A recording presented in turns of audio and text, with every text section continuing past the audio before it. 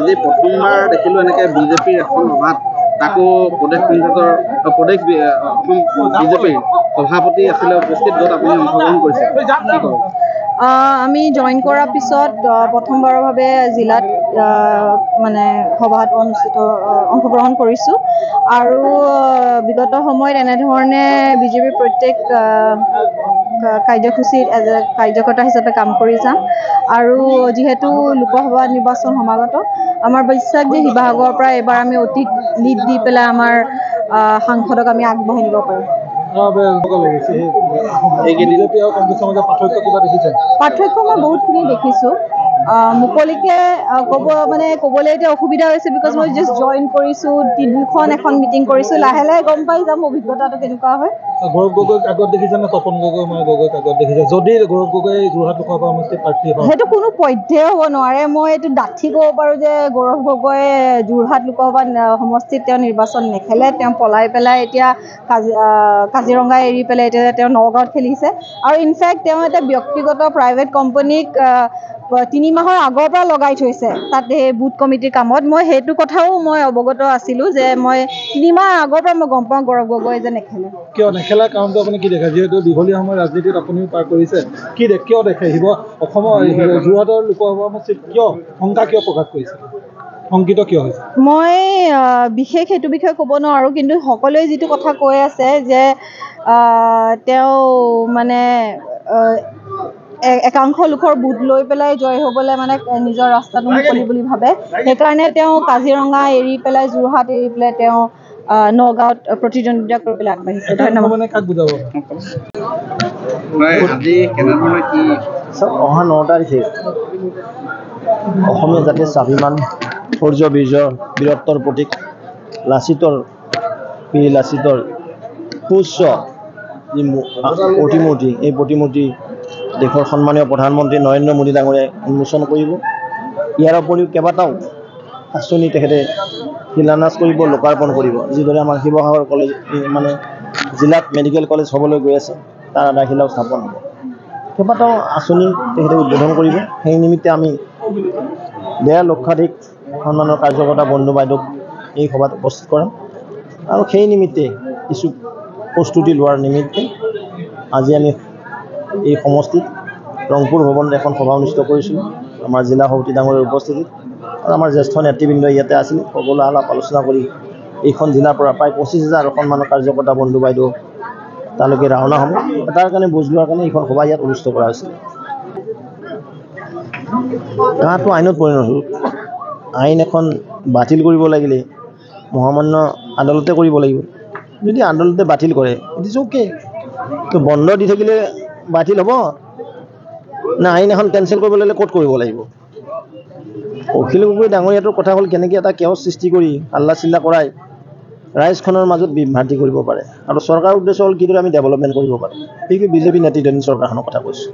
আমাৰ উদ্দেশ্য হ'ল আমি জনতাক সেৱা কৰা, আমি ৰাজ্যৰ আন্তঃগাঁথনি বৃদ্ধি কৰিব লাগে, দেশৰ আন্তঃগাঁথনি বৃদ্ধি কৰিব লাগে। সেই নিমিত্তে কাম কৰি যাওঁ। অখিল গগৈ ডাঙৰীয়াটো একো কৰিব নোৱাৰে, তেওঁ আন্দোলনহে কৰিব লাগিব। আন্দোলন কৰিনো কি কৰিলে শিৱসাগৰ সমষ্টিৰ আটাইতকৈ পয়া লগা অৱস্থা হৈ থাকে। যিখিনি কাম কাজ পইচা পাতি দিছে, প্ৰধানমন্ত্ৰী ডাঙৰীয়াই দিছে, মুখ্যমন্ত্ৰী ডাঙৰীয়াই দিছে। কাৰণ অখিল গগৈটো মই দেখা পাইছোঁ বিধানসভাত তেওঁ হাল্লা কৰি থাকে, কিন্তু য'ত ধৰিব লাগে তেওঁ চেঙাৰ কথা কয়, বাঘবৰৰ কথা কয়।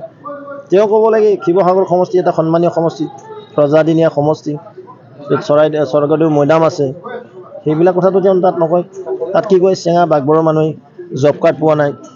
প্ৰথম কথা হ'ল শিৱসাগৰ সমষ্টিবাসীয়ে এজন তেওঁলোকৰ যোগ্য প্ৰতিনিধি বুলি তেওঁক নিৰ্বাচিত কৰিছিল। এখেতসকলে ভবা নাছিল শিৱসাগৰবাসী যে তেওঁলোকৰ বিধায়কজন যে এনেকৈ কিবা উল্টা খুট মাৰি দিব। নাজানো, এইটো হাগ্ৰামা মহিলাজনীৰ কথা। BPF দলৰ তেওঁৰ সভাপতি, তেখেতে জানিব তেখেতে কাৰ লগত থাকে। যদি বিজেপি ওচৰ চাপিব, এইটো আমাৰ লগতে UPPL আছে না।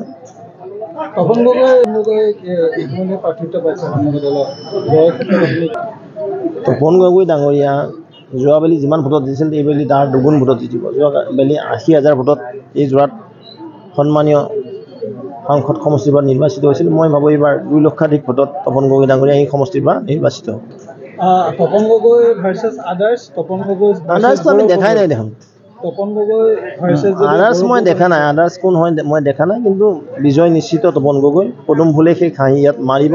আৰু সৰ্বাধিক ভোটত ওলাই যাব এইখন হয় আৰু 9 তাৰিখে হৈ যাব মই আজি ক'লোঁ আপোনাক হয় শেহতীয়াকৈ আৰু যি আপোনালোকে ইয়াত প্ৰধানমন্ত্ৰী নৰেন্দ্ৰ মোদী ডাঙৰীয়া আহিব এই সন্দৰ্ভত আৰু চাওক প্ৰধানমন্ত্ৰী কোনো মই প্ৰধানমন্ত্ৰী মই ইমান ডাঙৰ হ'লোঁ শুনা নাছিলোঁ কাজিৰঙাত নৈশ যাপন কৰা এইজনেই প্ৰধানমন্ত্ৰী মই ধন্যবাদ দিছোঁ অসমবাসীক যে প্ৰধানমন্ত্ৰী ডাঙৰীয়াই কাজিৰঙাত থাকি বন্য প্ৰাণীখিনি কিদৰে আছে তাত কি ব্যৱস্থা কৰিছে তাত কি কি ডেভেলপমেণ্টৰ কথা আছে গোটেইখিনি তেখেতে পৰ্যালোচনা কৰিব নেক্সট ডে যোৰহাটত আহিব তেখেতে হয় ইয়াত ইতিমধ্যে যোৰহাট লোকসভা সমষ্টিৰ পৰা ৰাণা গোস্বামীয়ে বিজেপিত যোগদান কৰিছে আৰু আপোনালোকৰ ইয়াতে জইন কৰিছে আমাৰ অংকিতা বাইদেউ কৰিলে ৰাণা দাই কৰিলে আৰু যাব নেকি কংগ্ৰেছৰ পৰা আৰু আহিব পাৰে তেওঁলোকে দেখিছে যে বিজেপি কেন বুজি পাইছেনে বিজেপিহে পাৰিব উন্নয়ন কৰিব অসমীয়া স্বাভিমান বৃদ্ধিকৰণ লাচিতৰ এনেকুৱা মূৰ্তি কোনখন চৰকাৰে সজালে কওকচোন আপোনালোকে কওক 400 বছৰীয়া জয়ন্তী দিল্লীত কোনে পাতিলে আজি বিহুক কোনে লৈ গ'ল গিনিজ বুক ৱৰ্ল্ড ৰেকৰ্ডত আজি সংস্কৃতি সভ্যতা আন্তঃগাঁথনি যোগাযোগ যাতায়াত যদি কোনোবাই কৰিছে ভাৰতীয় জনতা পাৰ্টি নেতৃত্ব চৰকাৰখনে কৰিছে আৰু তেওঁলোক মুখ্যমন্ত্ৰী ডাঙৰীয়াই 11.5খন আসনত ইতিমধ্যে হয় না মুখ্যমন্ত্ৰী ডাঙৰীয়াই এছেছমেণ্ট কৰিয়ে কয় তেখেতে মোৰতো লাগি আছে এতিয়া 12+ হৈ যাব আৰু কেইদিনমান আছেতো বাকী নিৰ্বাচন ঘোষণাৰ পিছত আপুনি দেখিবলৈ পাব যে বিজেপি আমাৰ এলায়েন্স পাৰ্টি আৰু আগবাঢ়ি আছে ধন্যবাদ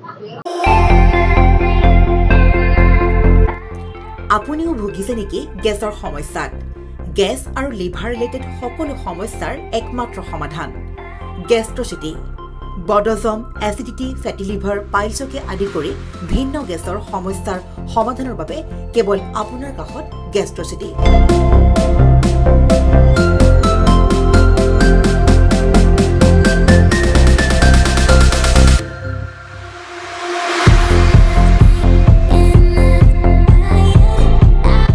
ভিজিট কৰক গেষ্ট্ৰচিটি গুৱাহাটী হাতীগাঁও চাৰিআলি যোগাযোগ নম্বৰ 7577999909